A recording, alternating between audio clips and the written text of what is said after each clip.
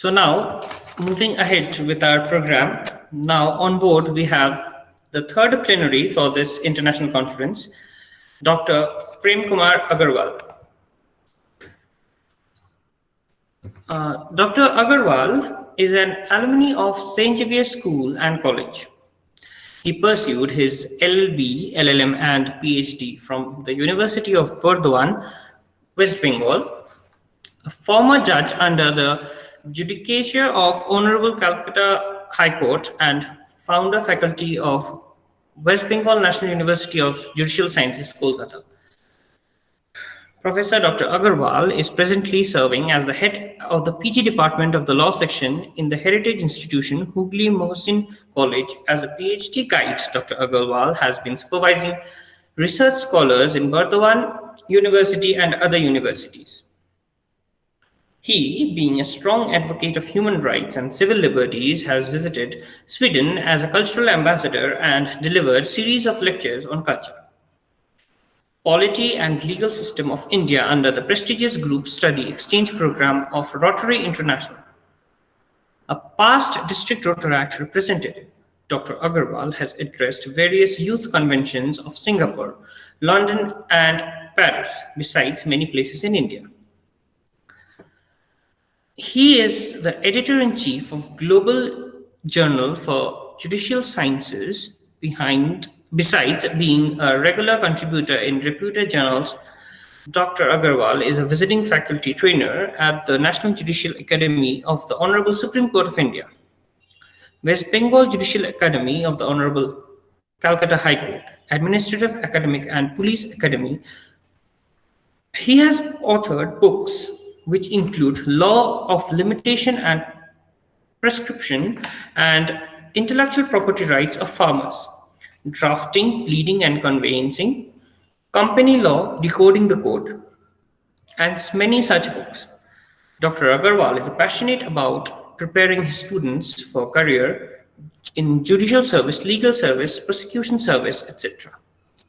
He has more than 15 years of success service. Sir, we welcome you on board. We are honored to have you with us today. Thank you, Mr. Dev, for the generous introduction. Am I audible? Yes, sir.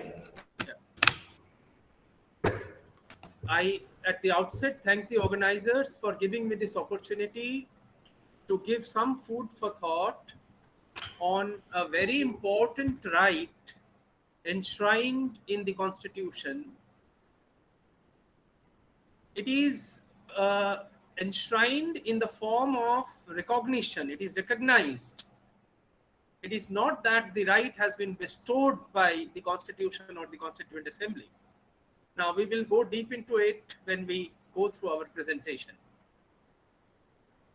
I'll share the screen.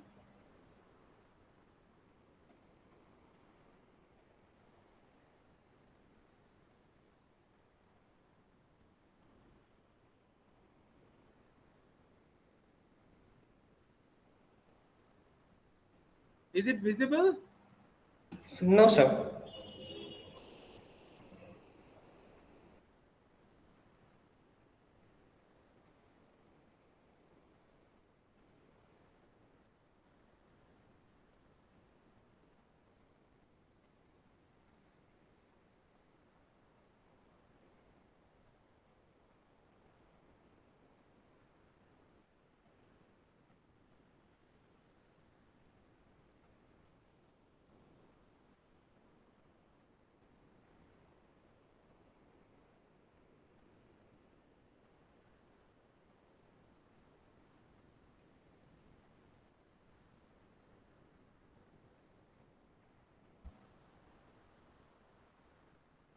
Is it visible now? Is it visible now? Hello? Yes, sir. It is visible. Okay. Yes, sir, it is. So, the area on which I'll give some food for thought to my peers from different disciplines, as it is an international conference on different from people from different fields are speaking. It's a very nice thing, interdisciplinary approach, an analytical study on the expanding horizon of right to life, the finest of all human rights. I have framed it like this: right to life, tracing the history. Now, one of the fundamental human rights, as is enshrined in the Constitution, is right to life. A discourse of human rights is not new today. Now, John Locke, as we all know, the jurist of natural law theory, while depicting the reason of social contract, expressly mentioned about three inalienable natural rights of a person: right to life, right to liberty, and right to property, which they retained with them. In 1215, the British Magna Carta, for the first time, provided no free man shall be taken or imprisoned or deceased or outlawed or banished or any ways destroyed, nor will the king pass upon him or commit him to prison unless by the judgment of his peers or the law of the land. By virtue of the Fifth Amendment to the US Constitution, right to life and personal liberty was added, which says no person shall be deprived of his life, liberty, or property without due process of law. Now, this international recognition of this right to life, it was after World War II and Nazi atrocities, when the bare minimum rights of humans were oppressed, the hue and cry for protection of human rights was loudest in the international scenario. Accordingly, some major steps had been initiated by establishing UN and the UN Charter. One of the landmark creation is the International Bill of Rights. There are many covenants which spread the message of harmony, non-discrimination, prohibition of crime of apartheid, against cruel, inhuman, degrading treatment or punishment. Another significant step has been taken by the United Nations in order to protect the environment by interpreting right to environment as a facet of right to life. Now, International Bill of Rights. These 5 instruments are collectively called International Bill of Rights. Universal Declaration of Human Rights, which is called UDHR, the International Covenant on Civil and Political Rights, 1966, the International Covenant on Economic, Social and Cultural Rights, 1966, the Optional Protocols to the International Covenant on Civil and Political Rights, 1966. Now, out of these 2 optional protocols, Protocol number 1 has been signed by India, that is, India is a signatory to Optional Protocol number 1, but it is yet to be a signatory to Optional Protocol number 2, which speaks of abolition of death penalty. Now, UDHR, in Universal Declaration of Human Rights, to which India is a signatory, so in principle we agree with all the rights mentioned in the UDHR. Article 1 states that all human beings are born free and equal in dignity and rights. Article 2 states that everyone is entitled to all the rights and freedoms set forth in this declaration without distinction of any kind, such as race, color, sex, language, religion, political or other opinion, national or social origin, property, birth, or other status. Furthermore, no distinction shall be made on the basis of the political, jurisdictional, or international status of the country or territory to which a person belongs, whether it be independent, trust, non-self-governing, or under any other limitation of sovereignty.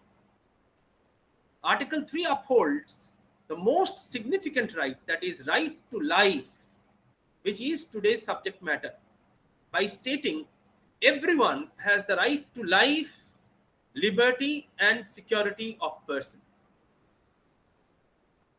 Now, the International Covenant on Civil and Political Rights, 1966, Article 1 lays down that all people have the right of self-determination. By virtue of that right, they freely determine their political status and freely pursue their economic, social, and cultural development. Article 6 expressly provides for the protection of right to life and personal liberty, which runs as follows. Every human being has the inherent right to life. This right shall be protected by law. No one shall be arbitrarily deprived of his life. Mind you, India is a signatory to the first optional protocol of the civil and political rights, and therefore is bound by it. The International Covenant on Economic, Social and Cultural Rights, in short, it is known as ECOSOC. And this includes the social, economic and cultural rights, the community rights which we call them. This covenant deals with economic, social, cultural rights. These rights encompasses right to life directly. The preamble of the covenant is as follows. Considering that, in accordance with the principles proclaimed in the Charter of the United Nations, recognition of the inherent dignity and of equal and inalienable rights of all members of the human family is the foundation of freedom, justice and peace in the world.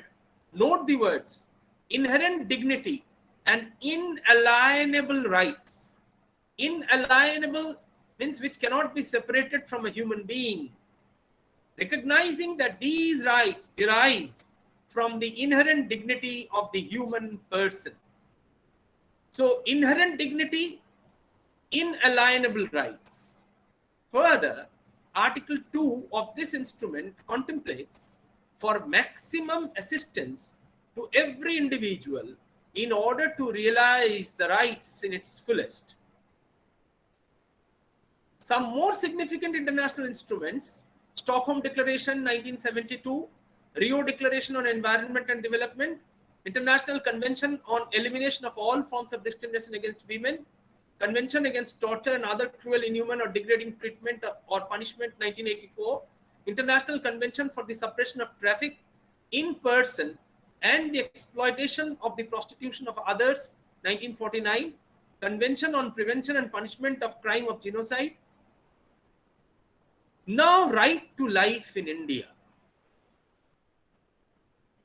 What is the ambit or the scope or the penetration of right to life as enshrined, as rather recognized by Article 21 of the Constitution of India? Now, as we saw that it is these rights are inalienable, inherent. So, its place or finding place in Part 3 of the Constitution is a mere recognition of the fact that we have the right. It is not bestowed by the Constituent Assembly or the Constitution. It is a mere recognition. To understand the true nature and scope of right to life in India, the preamble of Indian Constitution, fundamental rights, directive principles of state policy, all three segments need to be appreciated along with their correlation with each other. The spirit of the preamble flows everywhere in the Constitution. It permeates in the entire Constitution. And the objectives enshrined therein are very much reflected within the four corners of Part 3 and Part 4 of the Constitution. However, it is to be noted that the directive principles of state policy is not enforceable in the court of law. But with the passage of time, considering the socioeconomic and cultural aspects, the provisions of DPSPs are elevated to fundamental rights.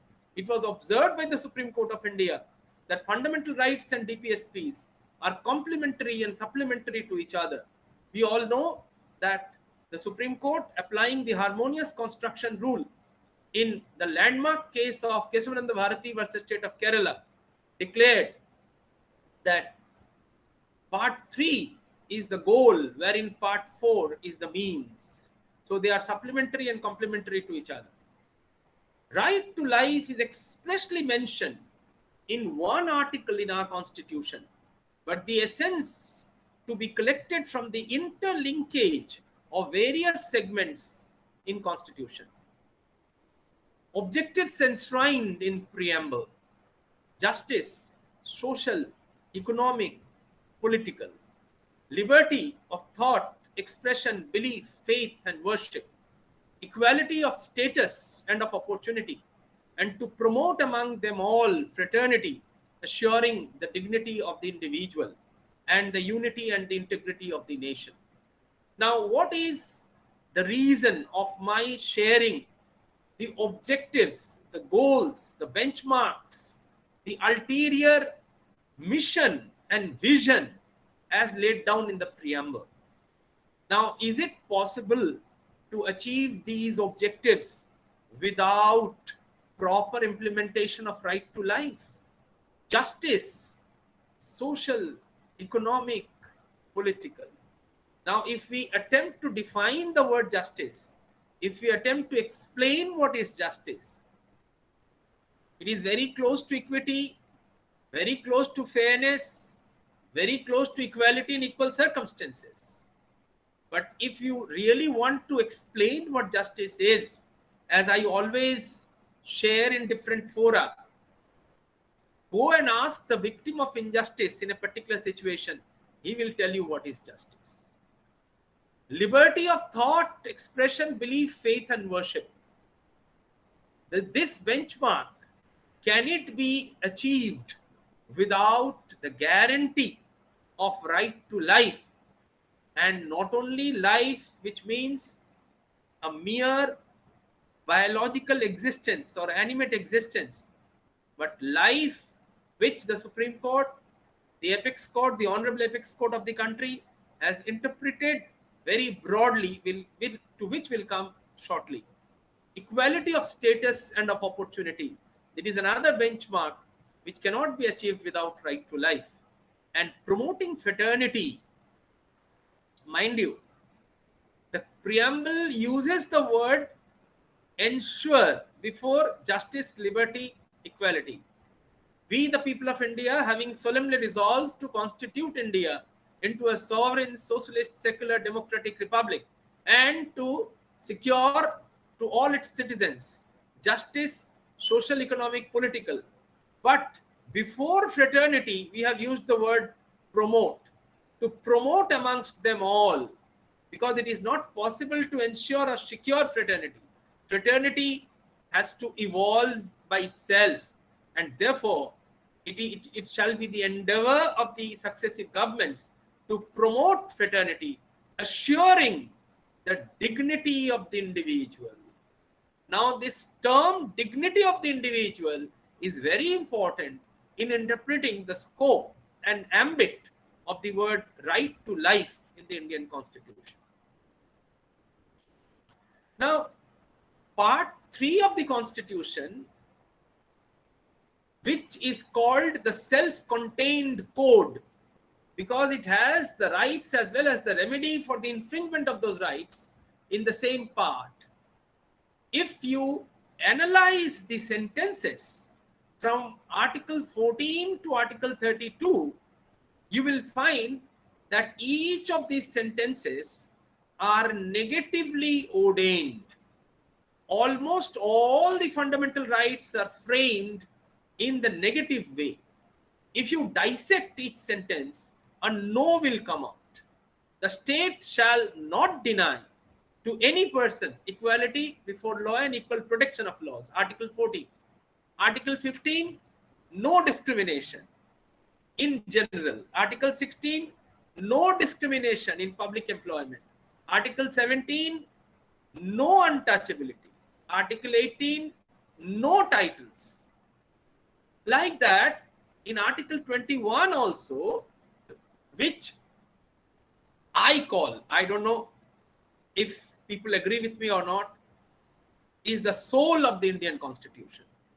Although the great Babasaheb Ambedkar called Article 32 the soul of the Indian Constitution, we may call Article 21 the heart of Indian Constitution. Article 21 is also negatively ordained. No person shall be deprived of his life or personal liberty except according to procedure established by law. Now, what is the significance of these negatively ordained rights? The meaning is, or the interpretation is, these rights are inherent in a human person. We have those rights not because the Constitution has laid down, but they are a mere recognition of inherent entitlements to entities called human beings. Because without these basic minimum entitlements, an entity cannot live with minimum human dignity, which was laid down by the Supreme Court in many cases. The term person has been used here to indicate that not only the citizen, but also any living person, including non-citizens, including foreigners, is entitled to right to life and the protection thereof. So the right enshrined in Article 21 is available to non-citizens also, to aliens also. Although it is framed in a negative way, but the judiciary has taken immense care to give effect both in negative and positive direction. So scope and ambit of Article 21, the judicial approach. Now it was the landmark case of Menka Gandhi versus Union of India. The Supreme Court started to dig into the mine of treasure hidden under the phrase right to life. Life initially was interpreted in the initial stages as a mere entity who can breathe in and breathe out. So you cannot be hanged, you cannot be executed without procedure established by law. But later on, gradually, the courts started interpreting the word life as embodiment of all those essential entitlements without which an entity cannot live with minimum human dignity. So various plethora of cases were decided by the Supreme Court, expanding the word life.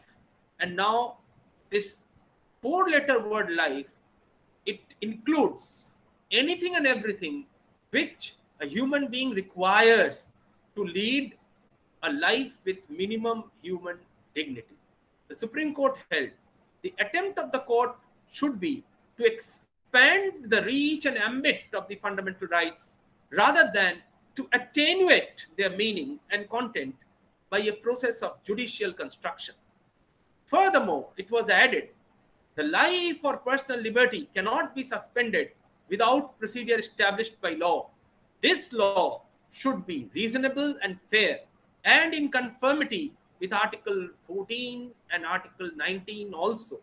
Law here is not merely a piece of legislation, but whose essential element is the components of natural justice. We all are aware of the habeas corpus case, where the then Supreme Court decided just the opposite.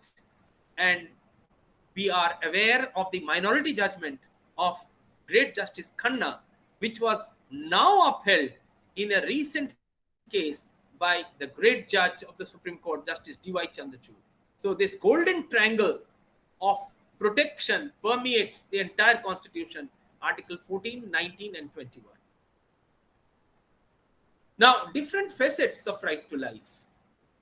We'll just quickly go through the important landmark decisions which the Apex Court has delivered with respect to the various aspects of or facets of right to life. Right to live with minimum human dignity was laid down in Menka Gandhi and Francis Correll. Right to livelihood, Olga Tellis versus Bombay Municipal Corporation. Very interesting story of Olga Tellis, a Swedish lady who was the head of an NGO, was walking past a footpath of Bombay or Mumbai, and there she saw that human street dwellers, street children, they were fighting with the street dogs on the leftover food thrown by the hotels. Now, when she saw that, she thought of Article 21 in the Indian Constitution. She was well aware of right to life being a guaranteed right in the Indian Constitution.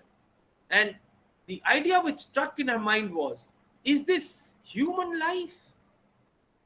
Is this human life She clicked the pictures and shot a letter along with the pictures to the Chief Justice of India and asked the simple question, do you consider this to be human life? Indian Constitution guarantees right to life to all human beings. And then opened the floodgates of expansion of Article 21, the word life. And Supreme Court in this case decided that right to livelihood also comes under the four-letter word right to life. And all those entitlements without which an entity cannot live with minimum human dignity. Right to health and medical assistance was decided in Paramananda Katara versus Union of India as one of the rights enshrined within Article 21, right to life.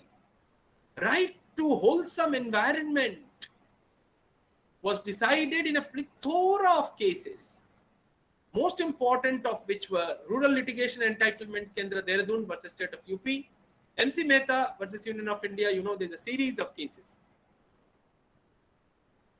Right to free primary education, which is now a part of Part 3 of the Constitution in Article 21A, was first interpreted by the Supreme Court in Unni Krishnan versus State of Andhra Pradesh as included within the word right to life.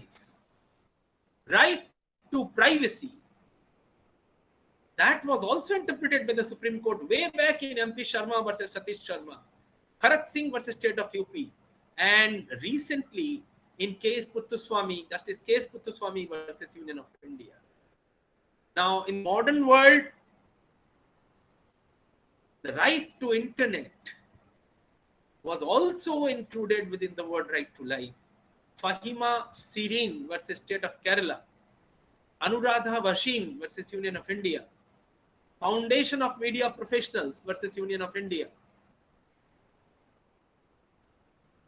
Right to free legal aid and speedy trial.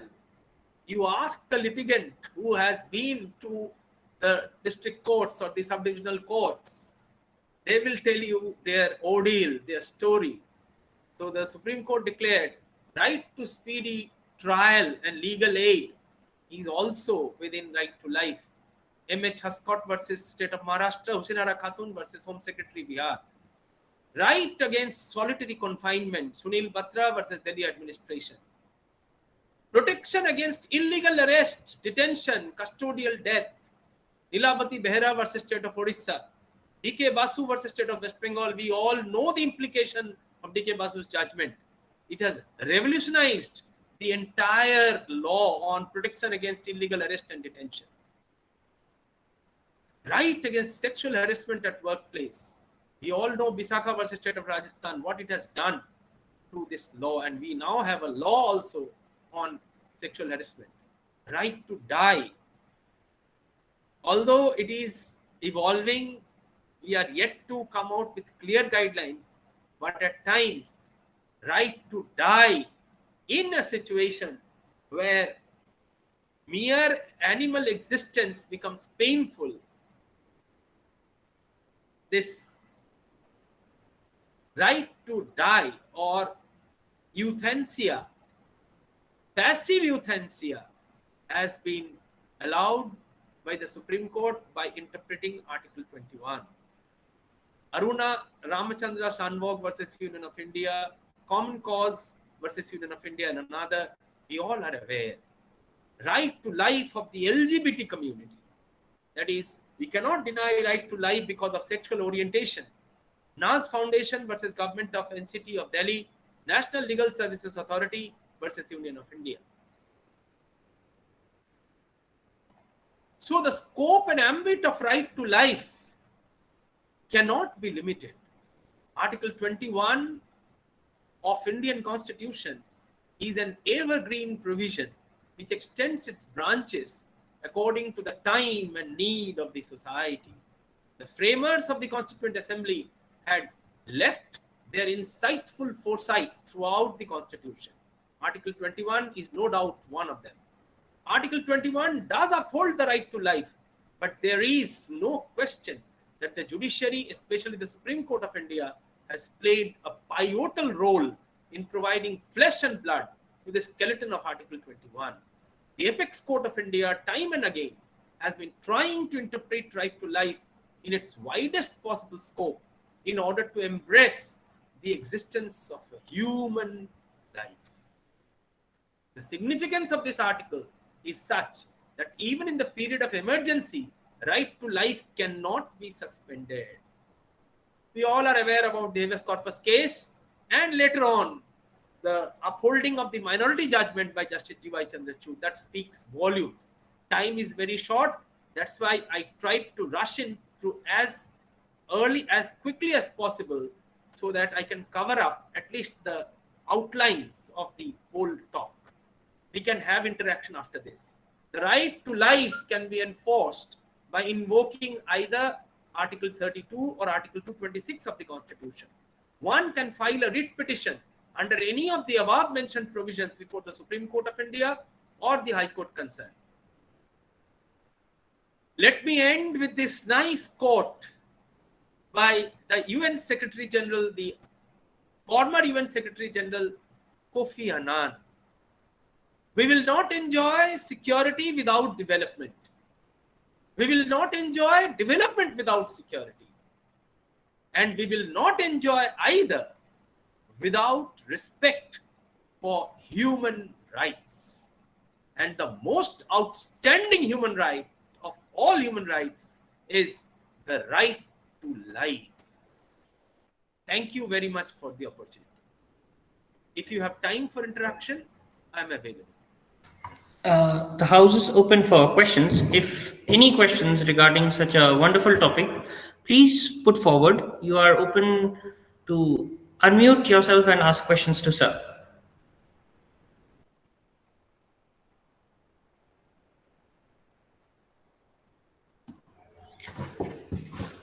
So supposedly, I don't think so anyone has any questions for you.